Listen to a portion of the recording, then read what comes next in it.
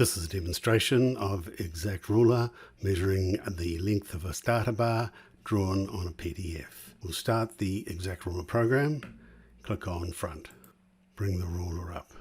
It's best to move the ruler, the start of the ruler, over the start of this dimension, which is 1 foot. We'll change the units to feet and inches.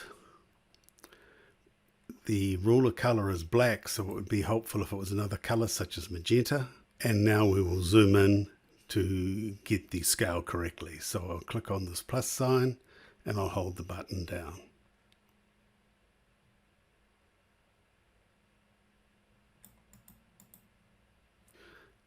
And I'll move that again slightly. And now we have 1 foot. Now moving the ruler up, we'll move it over the starter bar, and we can see that that starter bar is 2 feet long. Now the advanced version of Exact Ruler allows you to rotate the ruler. So we'll move the ruler, we will stretch it out, slide over so we can see the center of the ruler. We'll change the angle of rotation to 30 and we'll rotate it, rotate it, rotate it. Now it is rotated at 90 degrees.